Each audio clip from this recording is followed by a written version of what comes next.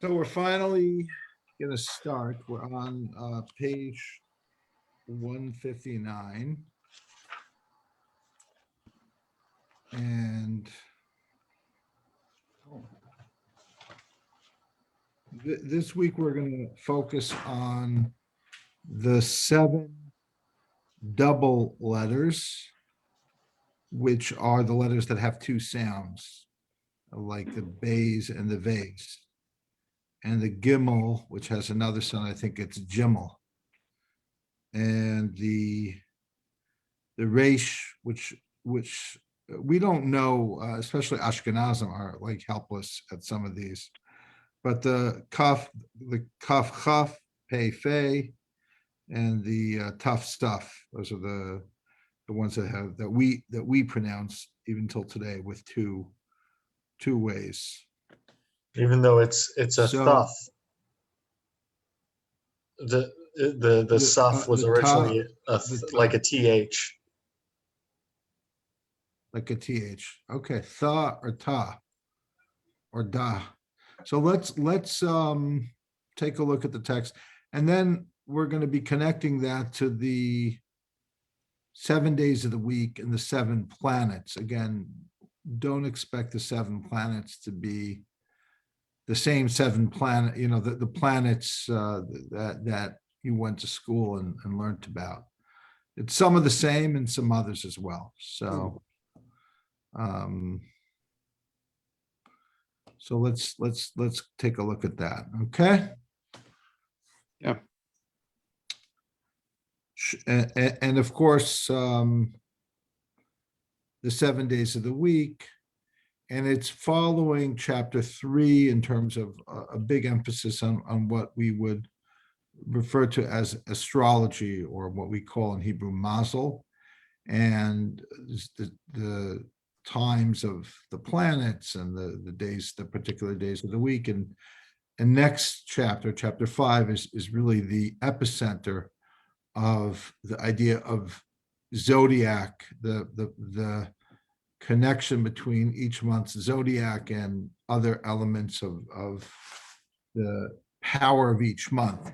So we'll take some time to talk about kind of this bigger question of mazel, or astrology, and its place in Judaism, which of course is really something we could talk about in and of itself without talking about the Sefer Yetzirah. It's too broad of a subject to tag on to a shir on the Sefer Yetzirah, but you can't not talk about it.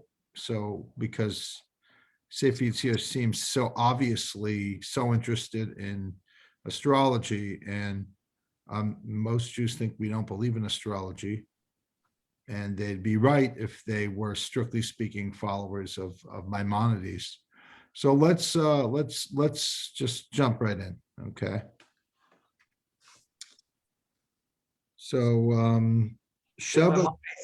did Maimonides say that we shouldn't follow astrology? Yeah, Maimonides is pretty clear that astrology is at best foolishness, at worst, close to idolatry. Got it. Thank you. So yeah, Doesn't it say Ein Mazel Yisrael? Yeah, so I mean, I don't want to jump the gun, but it's one of the few times where Maimonides recognizes that his view was hotly debated amongst the rabbis of the Talmud, as he doesn't really claim that his view was universally accepted all the time. He just believes that his view is the halacha, and once it becomes the halacha, then we go back and the losers in this case, if you continue to follow them, you're almost like an idol worshiper. So it's one of those rare instances where he acknowledges that it wasn't clear cut, but he nevertheless is decisive that it is now, and therefore anyone after he seems to indicate that already in the time of the Talmud, it was already decided, that there were great rabbis like Rab and Shmuel and Rabbi Akiva, most notably, who said Ein Mazel Yisrael. who said that, anyway, we'll get back into those details I want to really connect it to the actual chapter, not just kind of discussing it in a vague way. So let's take a look. So Sheva Kfulot, the 7 doubles, are Beis Gimel Dalid, Kaf, Pei, Resh, Tuf. And we mentioned before that, or whereas he actually says, they direct themselves in 2 tongues, meaning there are 2 ways of saying each of these letters. The Beit and the Vet, Gimel and the Gimel, the Dalit and the Dalit, the Kaf and the Chaf, the Pei and the Fei, the Resh and the Resh, the Tuf and the Saf. And again, my apologies. I only know the simple kind of Ashkenazic pronunciation. I have no idea how to say Resh and Resh. I don't know how that's really done. But they did at some point have 2 ways of being said. Perhaps there's some communities who still do that. They still the Yemenites, according to Ephraim. So you come across this in the Song of Songs. You come across this line Ga'ah, Ga'ah, Ga'ah, or you say, so you should say Ga'ah, Ja'ah. Okay, so I know some of them have the song Gimel and the Ja.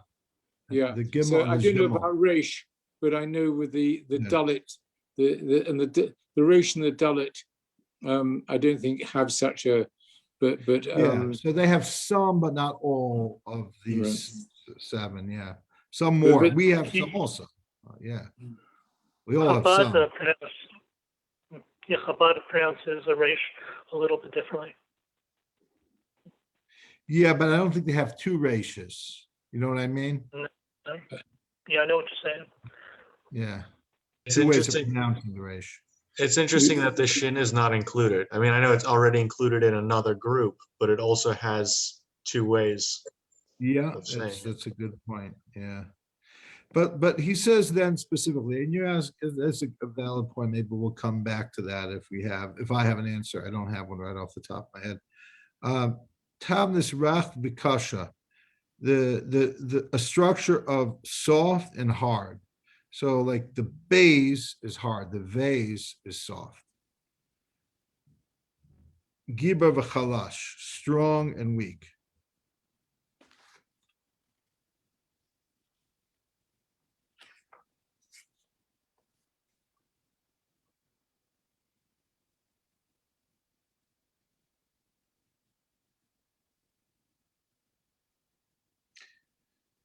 The Aryeh Kalm discusses the resh as it being controversial, that many people, post-Talmudic grammarians, don't view the resh as in this way.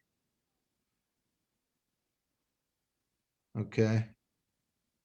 Not in spoken form, and many don't even recognize in a written form of a dagesh or not in the resh. However, there are a number of times where the resh does have a dagesh, because the dot called the dagesh is usually how in the olden days they would recognize the word to be the harder version of it. Okay. Unless they're in the beginning of a word where automatically they'll take on the hard version.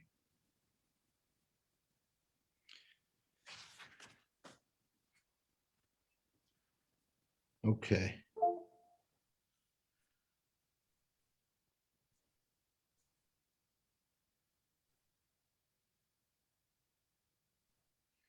I'll quote a few things of interest. On page 161 from Aryeh Kaplan, he writes that Tikkun Zar also states that the hard and soft sound are related to the chayot, running and returning in Ezekiel, first chapter. It says, quote, they run with the hard sound and return with the soft. That's the quote from the Tikkun Zar. According to some commentaries, that this indicates that the hard plosive sound is pronounced more quickly, because running, than the soft frictive sound, which is returning. Is that However, Is that the Yeah. Ratzah V'Shuv? Ratzah Yes. V'Shuv. Correct. Hmm. That's exactly it. Yeah. Okay. It kind of makes sense. The powerful being drawn, and then the return is a little bit more gentle. Mhm. However, since this Sefer Yetzirah chapter 1, Mishnah 6 teaches that running and returning also relates to meditative techniques, it would appear that the hard and soft sounds were used for this purpose. Again, I don't know, that's a little bit of a stretch, but fine. And then he gets into his thing about these 7 doubles would be used to climb the vertical lines of the tree of life. When the initiate would use the letters to run and climb upward, he would use the hard sound. When he would return, he would use the soft sound. Again, that's based on Aryeh Kaplan. I agree with Aryeh Kaplan that the book can be read as a meditative manual. It's just how far to interpret it, because as we'll see, as we'll get into the next chapter, the diagram, so to speak, a little bit in this chapter, again with the directions, and even more pronounced in the next chapter. So you have like these type of cubes and dimensions of the Sefirot and so on and so forth. So if you could take it as kind of similar to Merkava mysticism, where you're doing some like astral kind of the equivalent of astral projection and traveling, you could then talk about if there was a equivalent type of technique in the Sefer Yetzirah. Not my thing. So I like the idea of a meditative technique, but not like this kind of like highly mechanistic kind of mathematical technique, but each to their own. I'm not a mathematician. Maybe that's why I'm not into that. So let's do Mishnah 2. Sheva Kfulot, Beis Gimel, Dalid, Kuf, Pei, Resh, Taf. And I'm not going to say them again because you say them once. Those are the doubles.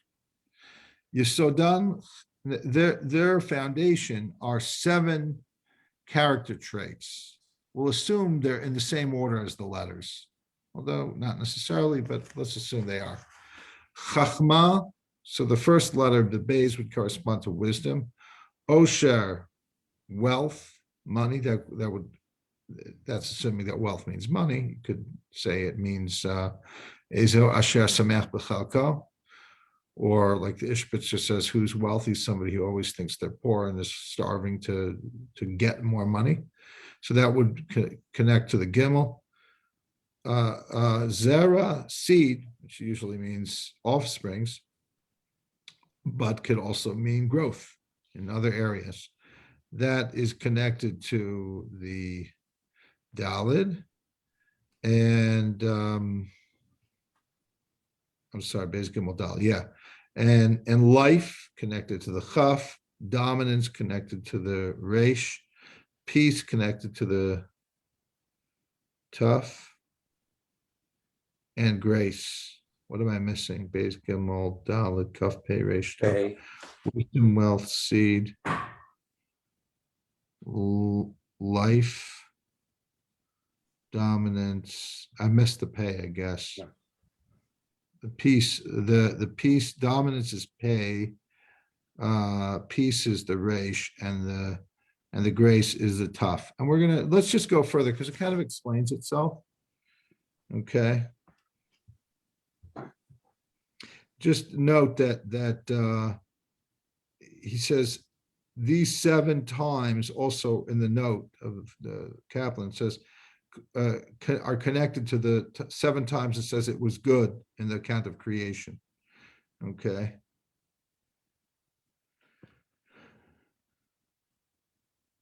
Mishnah 3. Sheva Kfulot, Beis Gimel Dalid, Kuf Pei, Resh Taf, B'dibur v'Tmura. They're in speech and they're in the Tmura, in these kind of ways of changing around these some type of combination in the place. One letter replaces another. Tmurat Chachma Ivelet. In other words, it's in the positive and the negative. The positive version is when you have wisdom, its opposition, or it can be transposed, as Kaplan translates it, is folly. Tmurat osher oni, the transpose or the opposite of wealth is poverty. Tmurat zera shmama, the transpose of seed is desolation. Tmurat chayim avet, the transpose of life is death. Tmurat memshala avdut, the transpose of dominance is servitude. Tmurat shalom, the opposite or the transposition of peace is war. Tmurat chen kior, the transpose of grace is ugliness, is how he translates it. Okay.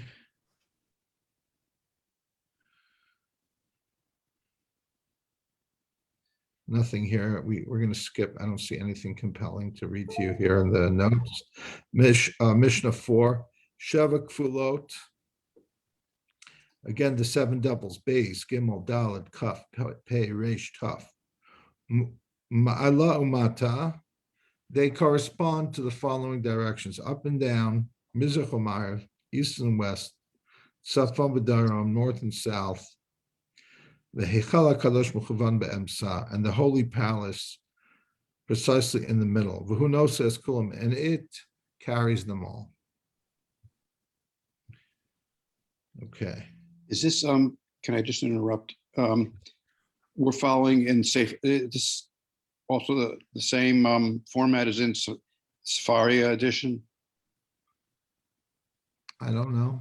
I don't know what version. Sefaria has multiple editions, is my guess. Okay. If it's the Gra edition, which is in Sefaria, it should be the same. Okay. Chapter 4, though. Yeah. Okay. Do you have the Vilna Gaon or the Gra edition in Sefaria? It doesn't, if it says, I don't see where it says. Let me go to It might not be. I'm looking at both right now, and I see that this particular Mishnah was different in the version we're looking at in on Sefaria, but everything else has been the same. Okay. Right. It varies.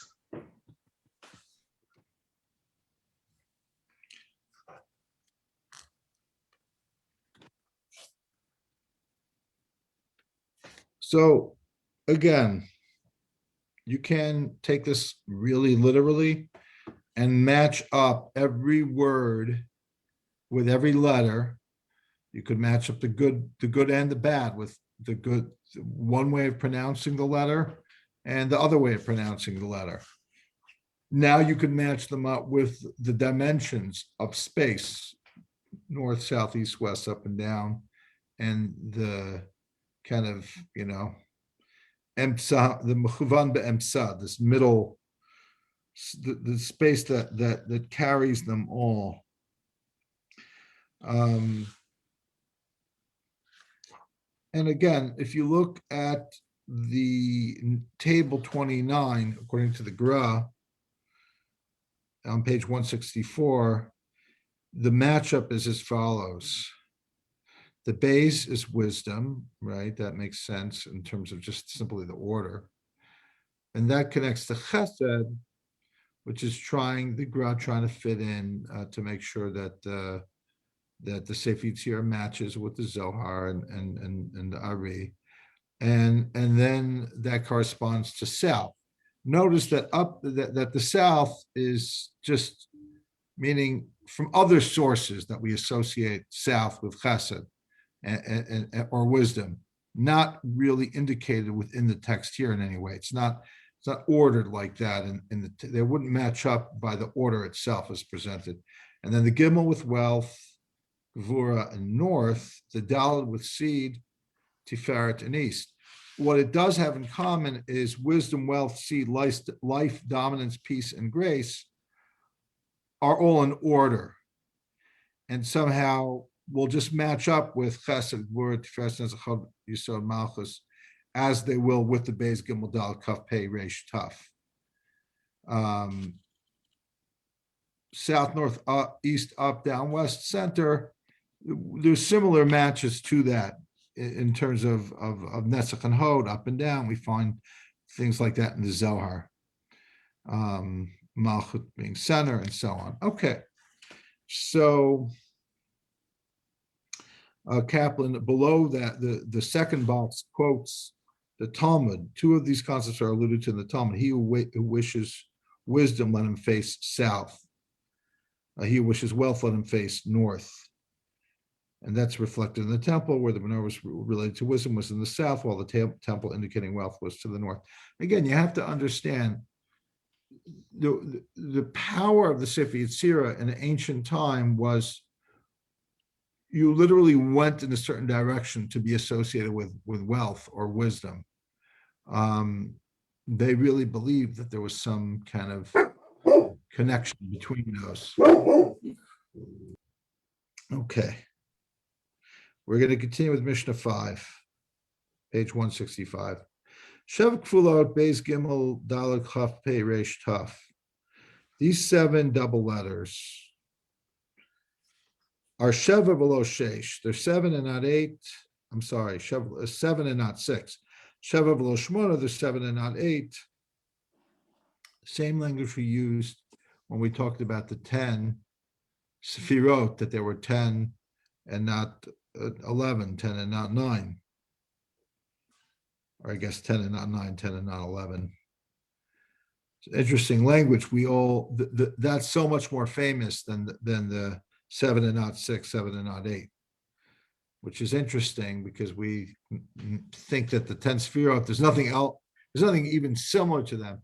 Yet here the Sefer Yetzirah uses the exact same terms to describe the uniqueness of the 7 versus any other number before it or after it. So it kind of calls into the question this kind of the emphasis that is put on that 10, the pages of ink that, for example, the Kabbalist Rabbi Moshe Cordovero uses to explain that term of the 10 Sefirot, to 10 and not 9 and 10 and not 11, obviously does not have that same emphasis when it comes to the 7 and not 6, 7 and not 8. Examine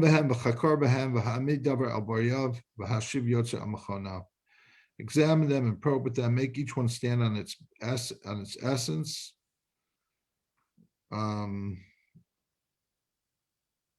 Or on its what its wholeness is, and return the creator to his abode. So here, Kaplan doesn't have to, Aryeh Kaplan doesn't have to say anything about the possibility of this potentially being a meditation. It's pretty clear that there's some meditative techniques built into the concept of the correlation between these 7 double letters, and by extension, their relationship with wisdom, wealth, seeds, life, dominance, peace, grace, the south, up, down, east, west, north, south, and the center. So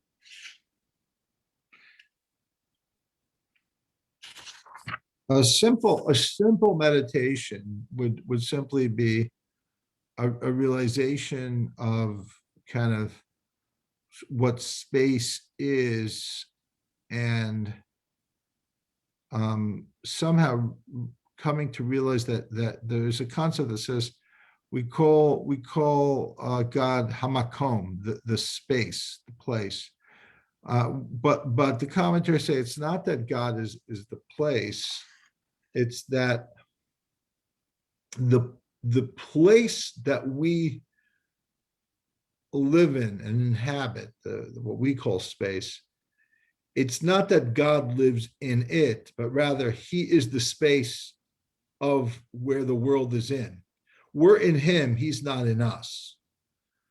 I mean, I know that sounds, what do you mean he's not in us? Now we know the Baal Shem Tov, he is of course also in us, but on that level, so it's some type of, perhaps it's just some type of meditation or awareness that what we call space is ultimately either coming out of his existence, but never really leaving him, never really becoming independent of him. So and yet it looks like it is. The directions give us a whole identity of living in space. So perhaps there's some type of meditation where we come to this kind of realization that here we are, and what is our purpose is to be unique and individuals and all that, but yet we're still, God is our creator. And what does that mean for us within the context of space? So again, or it could be very specific. It could be like contemplating the directions and the letters, really kind of looking in a certain direction and using a particular letter as a mantra, and then concentrating on that association of one of those 7 things. You want to be wealthy, pick the vase. And you want to be poor, pick the vase, and you and head to look at north, like the Talmud says. Where's north? Buy real estate in downtown Manhattan. I don't know. Is that south or north? I think it's north. What is that, David? What direction is downtown? South. Downtown is south. Downtown mistake. is South? It's north of Florida, though. Oh, Yes, okay, that's okay. That's So a little maybe bit if you long. want to be rich, come back to New York, because we're in the north. But we're also the northeast. So I don't know. I'm just saying, like, you could use this idea of the meditation in a very concretized way or a very kind of generic way. Okay, we'll get back to that in a moment, because I Rabbi, want to spend a lot more time on Mishnah 6. Rabbi, It's a very interesting Mishnah. That's where I want to spend most of our time today. Rabbi. Yes. So I'm just thinking about, where's that theme in Day of Kabbalah of the whole thing about the point of the Sefer Yetzirah is that it deals with space, time, and soul, right? And so Mhm. basically that this directional thing, which is really how we play with or we direct our lulav on Sukkot, is like to the side, up and down, backwards and forwards, right? So Same up and idea, down, yeah. up and down has to do with the soul. From side to side has to do with space, and then forward and backwards has to do with time, and so basically, this is your Merkavah, because basically the lulav is your joystick in directing you as to which direction you want to go. You can either search up and down, which is the heavens and the nether regions, or you can go from right to left, which is going from London to Paris, or you can go back to Sinai or forward to the year 2626, if you wish. And it appears as that it's directing you towards it appears that it's directing you to a meditation when you enter the sukkah or something, as to what this should be. Is like your sukkah, for what, to put it into Doctor Who terms, becomes your TARDIS, and the directional thing is your lulav. So what David is talking about is incorporating the shaking of the lulav into some form of a meditative technique, which it is. If you look at the Rabbis and the Kabbalists, the shaking of the lulav is just a mind-altering thing going on. It's just like, we'll shake it here and there. But what's interesting is there is a reason that's given that seems very prosaic. Is that the word? Mundane, but when you learn the Sefer Yetzirah, that same strange meaning takes on a certain depth. I think it's the Talmud that says you shake it all the directions, because there's like these bad winds, like these, I don't know, they bring in things that are not good for your crop or diseases, and you want to kind of like chase them away. You want to like fix it. But according to the Sefer Yetzirah, it is that and its opposite, because we just did that whole thing where the 7 things each have an opposing negative thing. So that could be the Gemara is correct. You're trying to take the negative and stop the negative, but not just to not have a bad storm and your crops getting dried out, but to turn it into wealth and wisdom and prosperity and family and beauty and all those things. And that- So David, appreciate that. That's great. Let's keep all that stuff in mind that David will write it down and email that to us, that meditation, the joystick meditation and going forward and back, time, space, and self, and for the sukkahs. I think you can achieve the same just by watching Doctor Who, incidentally.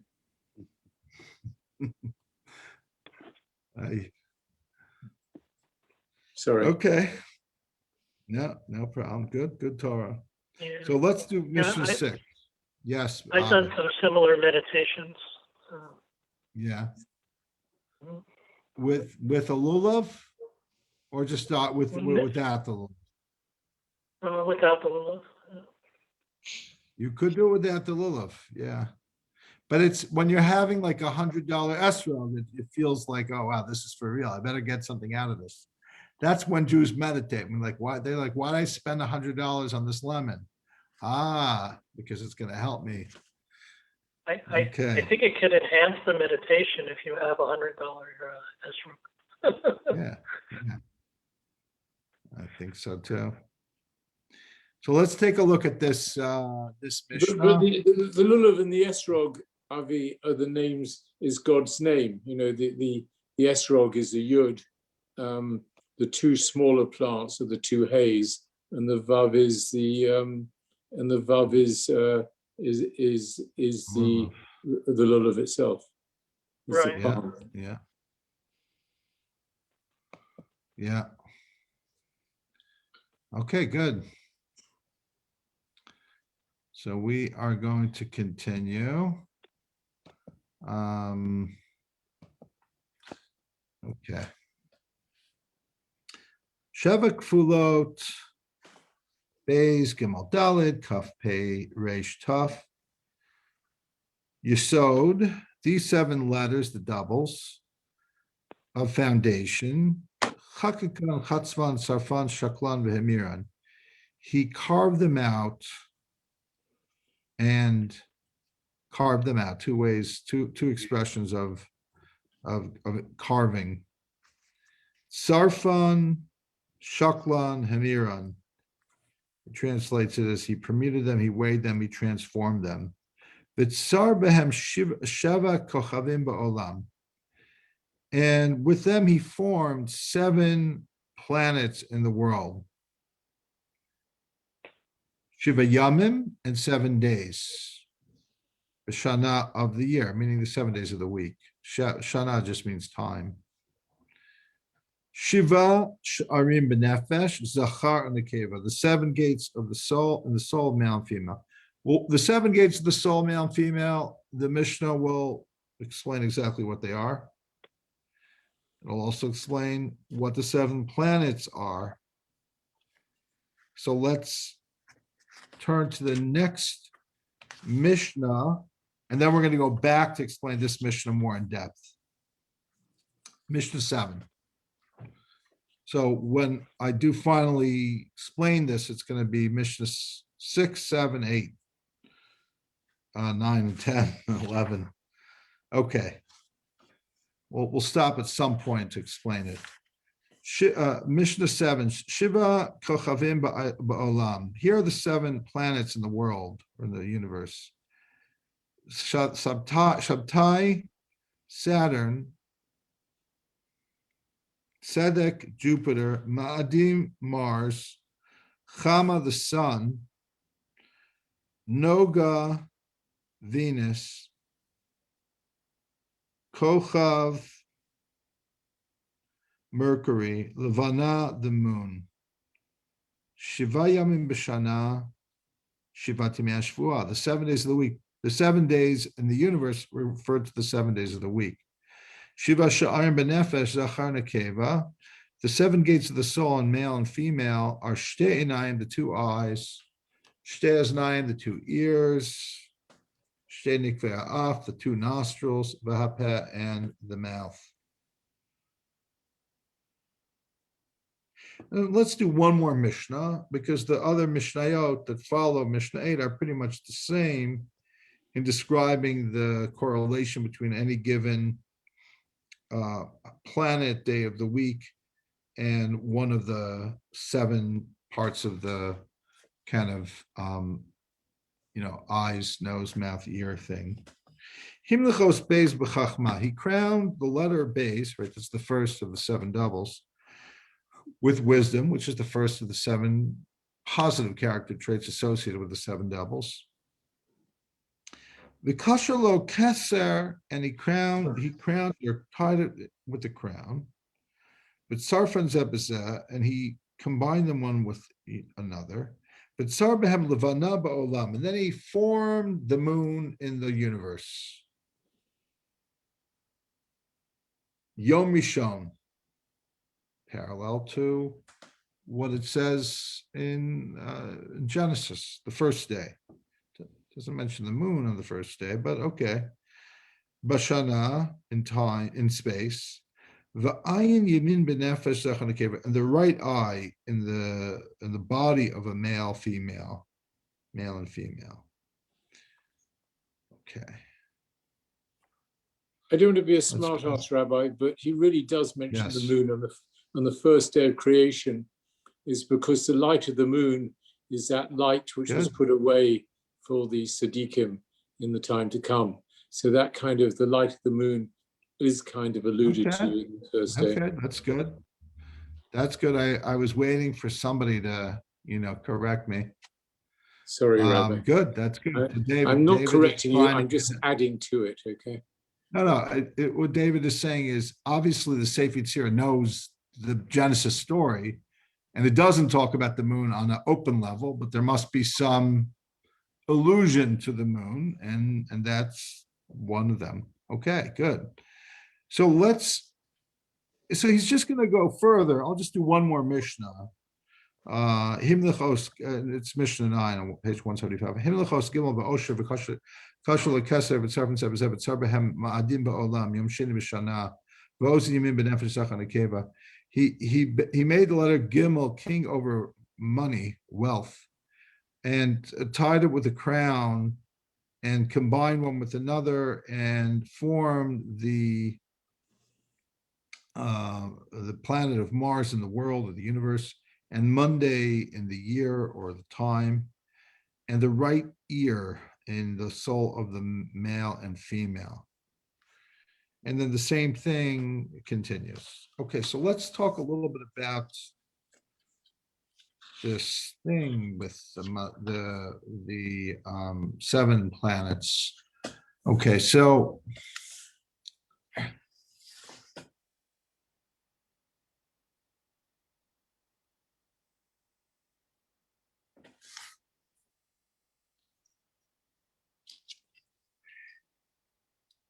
if you look in table 31 on page 168, Arya Kaplan has planets, their correlation to different angels.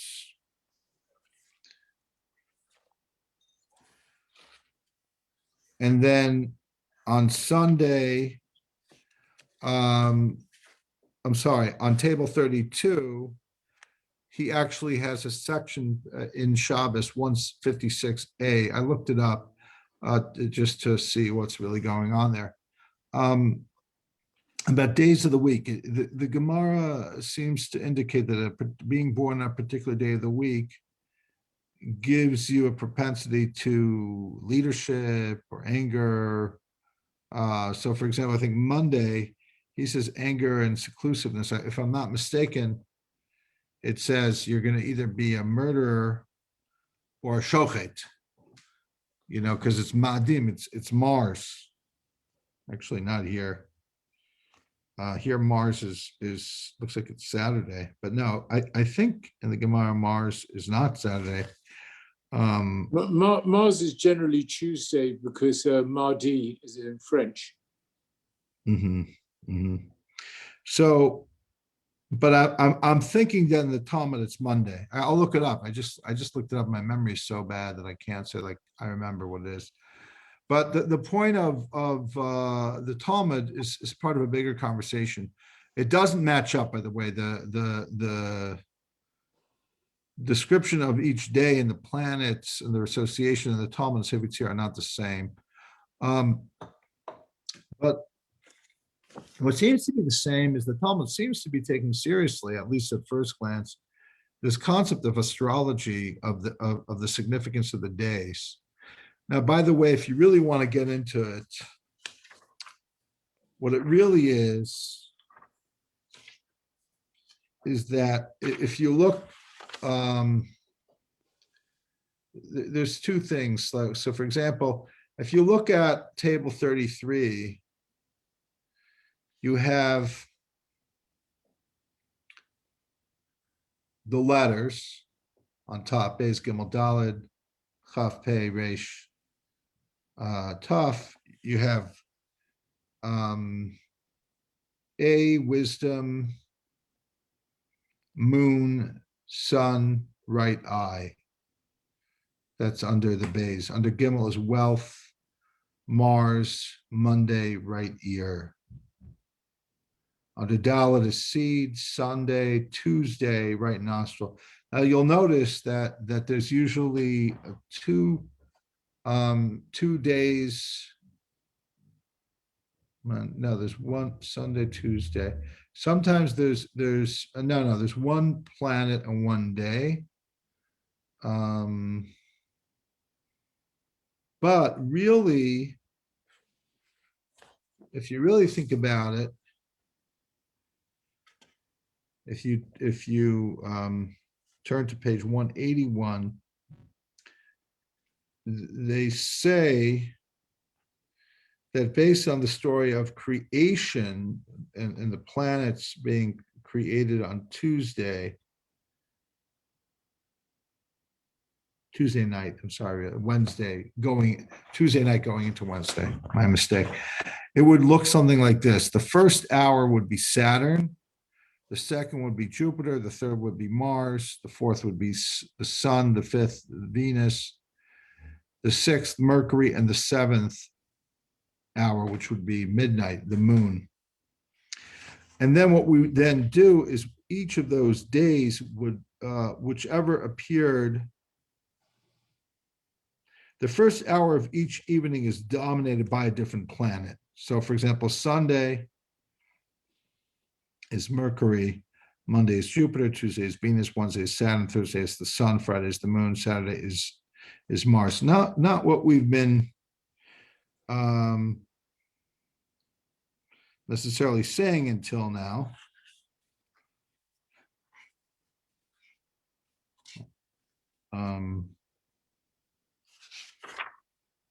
Anyway, so you've got the day, the association of any particular hour of the day with a planet, but in particular, each planet is more so that day has an association with one planet that it's connected with. The question is here, what are we doing with this information? Is this, are we literally to believe that based on when you're born or what hour of a particular day it is, that's going to affect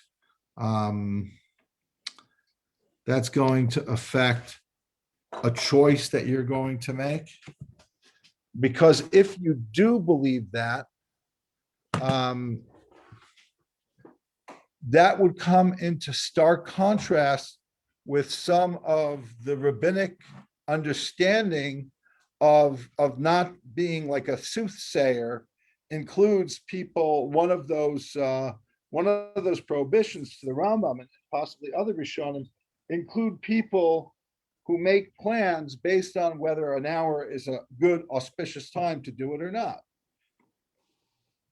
You know, so this, in theory, the stuff we're talking about here in Sefer Yetzirah is at odds with, you know, the contempt that Maimonides and his friends. It's not just Maimonides; he's the most famous of the so-called anti-astrology rabbinic authorities. So let's take a few minutes to talk about this. I mentioned earlier that the Rambam is aware that there are opinions in the Talmud that don't agree with him. He's well aware of it, and he what he says is that they're the minority opinion. They you have an argument, and then there's the winner. The winner, and then the loser could sometimes lose like completely. Once the law is decided, we can say that the loser is totally wrong. Not only is the loser a little bit wrong, the loser is totally wrong. So to the Rambam, this is one of those instances. Look, the Rambam was a big believer in authority, and that once the law is passed, that's the law. That's what Moses received, basically. And the losing side is just wrong, essentially. So that being the case, I'm trying to see if I can grab a Sanhedrin here. I'll just do it from memory. The Rambam says that the law follows opinions such as Rabbi Akiva that says that we don't regard Mazel. The Jews and Mazel we're not on the same page. The question then becomes, what are we to do with the Sefer Yetzirah once we have the Rambam? So I'm going to tell you a little secret. It's going to sound controversial. The Rambam, without the Zohar, without the Sefer Yetzirah, is kind of a little boring. I mean, who am I to say it? But me personally, of course the Rambam is interesting. Of course the Rambam is wonderful. Of course the Rambam is so good. But it's not Kol HaTorah Kula. It's not all of the Torah. There's something missing in the Rambam, which is why we have the Ramban, which is why we have the Zohar, which is why we have the Sefer Yetzirah. But what the Rambam did is, once the Rambam came, most Jews are not going to take the Sefer Yetzirah in the wrong way anymore. Some of them, unfortunately, won't even study it. Others will study it and say, this is nothing we need to know. Maybe scholarship you need to know as a scholar, but not as any area of application. And what I really believe is that once the Rambam came, even if you are not a strict follower of the Rambam, what ends up happening, the impact that the Rambam and his school of thought, the rational, so-called rational school of thought had on Judaism, is that they took out the forcefulness of interpreting these type of texts in the Sefer Yetzirah in a very literal fashion, and in a way that people would literally always be consulting with a soothsayer or some fake Kabbalist. Believe me, there's plenty of people who are still consulting with, second, third-rate Kabbalists who are just out to take their money and are not the real deal, and are basically as far away from the Rambam as you can be. But most Jews today are skeptical of astrology. They see it a little bit as, okay, perhaps there's some, like myself, there's some wisdom that we can learn from it as long as we don't let it dictate what we do or don't do. There's some Torah in it. Maybe it's even just a like the Rambam said, an opinion that we don't follow, but it's still, I need to learn it. I spend so much of my time learning Torah that we don't follow, because that's how Gemara works. You're learning the Torah of Beis Shammai. Why am I wasting my time learning the Torah of Beis Shammai? Because it's Torah. Because it's not always about what you follow, it's about what insight you can gain. So even after we decide the halacha, that doesn't matter. It doesn't mean you can't learn something and gain something. So the thing I've been teaching in Sefer Yetzirah on and off for a number of years is really chapter 5. We're going to do, God willing, next week. Chapter 5 is about the zodiacs of the particular month and its association with an organ of the body or a sense, a shevet, a tribe. So what I do is I take some of that, and I don't really believe in astrology, strictly speaking, but I take some part of that and I explain it according to Hasidus, and I think it's Torah. I think it's inspirational. I think it helps people like kind of hold on to a certain midah. Just like, I'll give you an example. We're now counting the Sefira. We go through the Sefira to Omer, and we say every day, Chesed, Shebechesed, Gvur, Shebechesed. We go through the 7 emotional Sefirot in Malchut, 6 and 1, Chesed through Malchut, and within each one of the 7, we go through 7 aspects of it. Even if I'm particularly working on Chesed, Shebechesed, that doesn't mean that if there's a really bad man, that I should only love them on the day of Chesed, Shebechesed, or if on a day that I am working on Gvura, Shebegvura, I should be mean to somebody. That's not what it means. It's only an idiot would think like that. It means you use that day to process a little bit for either a few minutes or maybe a little more, a concept within yourself to work on. Of course, you know it's only one part of yourself. So that's how I teach the zodiac signs of the Sefer Yetzirah of chapter 6. And for that matter, if I would spend more time, I don't. I'm sorry, chapter 5. If I would spend more time in chapter 4, that's how I would teach it. So that's a little bit about Mazel and where I could process this as a whole shiur, an hour shiur in and of itself, and maybe we'll leave Mazel because it's a very interesting topic, and I want to get more into it. I just don't want to. I don't want to do it I don't want to use the Sefer Yetzirah as an excuse to talk about the people who don't agree with the Sefer Yetzirah too much. We've talked about the Rambam.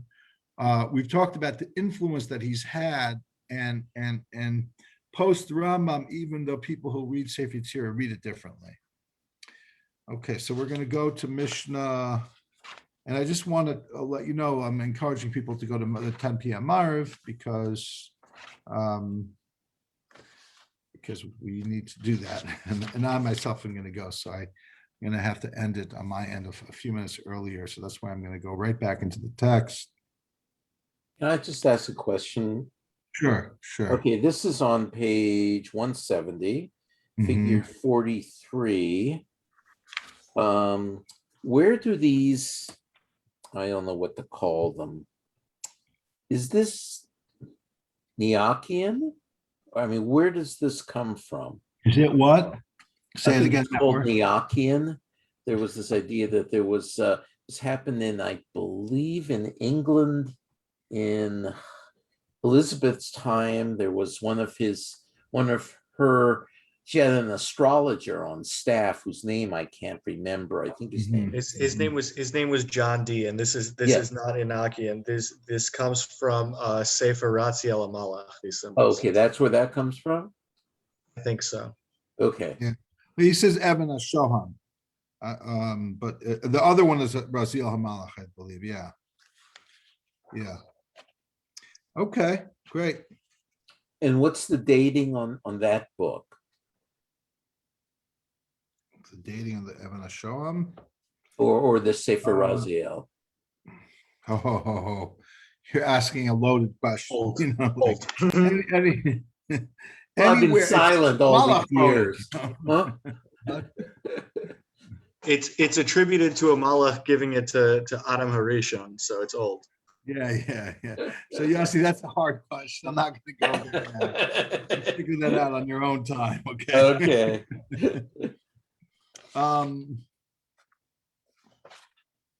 So let's do Mishnah 9 on page 175. Gimel b'osher v'kasher lo keser b'tzarfen zeh b'zeh. He made the letter Gimel king over wealth. He bound the crown to it. He combined them one with another. B'tzar behem adim ba'olam yom sheni b'shana. He formed Mars in the world, Monday in the year. The ozen yamin b'nefesh zachar nekeva, and the right ear, the soul, male and female. I'll just tell you my thoughts right away. Monday is a difficult day. So in the Sefirot, Sunday is Chesed, so that's kind of nice, fun day. Monday's a back to work day, so it's Gvura. And here it's moon is kind of softer light for Sunday, and Monday is Mars, which is harder, which is like Gvura, blood in the Talmud, which could be used as circumcision, or you can take that energy and appropriate it for the good. Mishnah Yud 10. Himlich os dalid bezera v'kasher l'kaser b'tzarfim zeh b'zeh b'tzar chama ba'olam yom shlishi b'shana v'nachir yamin b'nefesh zachar nekeva. He made the letter dalid, king over seed. Okay. I think the third day is Yom Shehuchbo Bo Kitov, the day that it says on Tuesday it was good twice. So, and that's the day of the vegetation, which grows very quickly. So that's seed. So that's the sun of the universe, Tuesday in the year, the right nostril and the soul, male and female. It might be a little harder to explain, by the way, the right eye, the right eye, for example, could be, there's a Kabbalistic concept that the right eye you use to see somebody with love. And the right ear could be, I'm not close enough to see you, but I'm listening, like it's already, there's a distinction between us, and I'm hearing comes from distinction. And the right nostril is, I guess, maybe the sense of smell and procreation might have some connection. Okay, Mishnah 11. Himlich os chaf b'chaim. He made the letter kaf over life, right? That's one of the 7 positive things connected to these 7 letters. B'kasher l'kesef b'tzarfim zeh b'zeh. B'tzar b'hem noga ba'olam. He combined them with one another, and in the world he formed Venus in the universe. Yom Revi b'shana, corresponding to the 4th day of the week, Wednesday. V'ayin small b'nefesh zachar nekeva, and the left eye in the soul of a male and a female. Mishnah 12.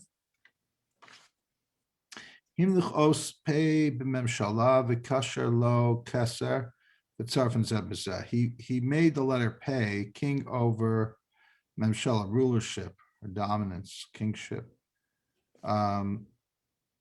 And he combined it and crowned it and formed with it the kochav, Mercury in the world, Yom Chamishi B'Shana, the Thursday of time, and the left ear and the soul of the male and the female. Okay, Wednesday, that's Wednesday. Now we get to Thursday. No, that's Thursday. Now we get to Friday. Notice Mishnah 13, Friday the 13th. Uh-oh. No, we don't believe in that. Himlich os reish b'shalom. He made the letter reish king over peace. B'kasher lo keser. B'tzarfim zeh b'zeh. He bound a crown to it. He combined them one with the other. B'tzar b'hem shabtai ba'olam. He formed Saturday in the world. Yom Shishi b'shana, the Friday, the 6th day of the week and time. V'nachir, small, the left nostril, v'nefesh zachar nekeva, and the soul of male and female. And now we get to Shabbos. Himlich os tes b'chein. He crowned the letter tas, or tough. I'm sorry, not tes. My mistake. Hope I wasn't saying tes until now. Tough. They have the same sound, but they're 2 different letters. B'chein in grace, b'kasher lo keser, and he tied it, bound it to a crown, v'tzarfim zeh b'zeh, and he combined them one with another, v'tzar b'hem tzadik ba'olam, and he formed Jupiter in the universe. Yom Shabbos b'shana, Shabbos in time, a peh b'nefesh zachar nekeva, and a mouth in the soul of male and female. We'll talk more about the mouth later.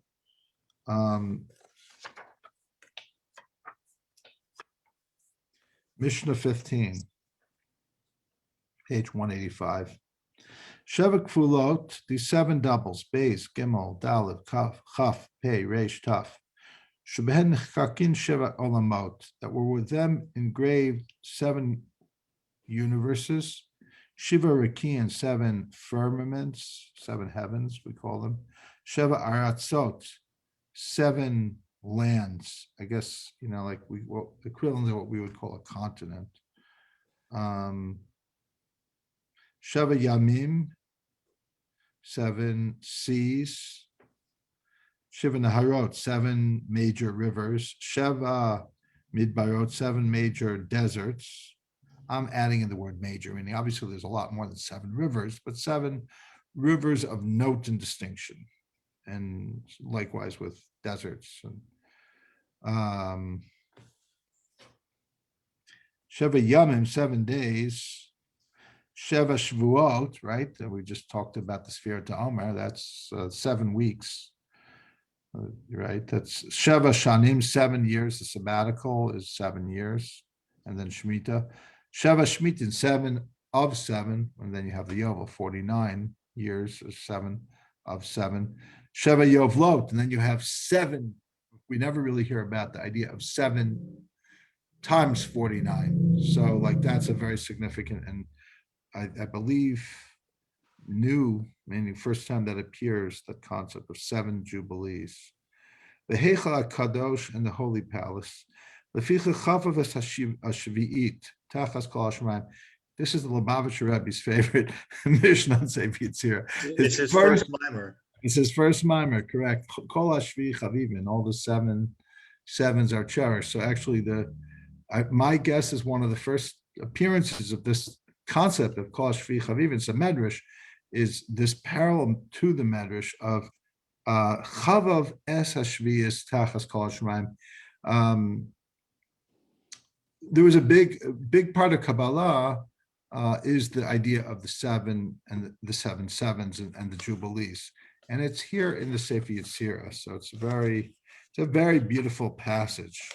We'll do one more. This is very, very significant. So I want to leave us off on this very powerful Mishnah, one of the most powerful Mishnayot, 16 on page 190. Shtei avanim bonot shtei batim. We're getting back to what we started about the power of the divine speech to create the world.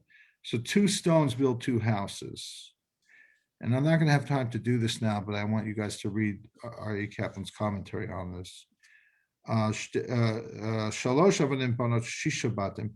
3 stones build 6 houses. So you have 2 letters of AB. So it's Ab and Ba, right? But if once you have 3 letters, you get 6 words out of that.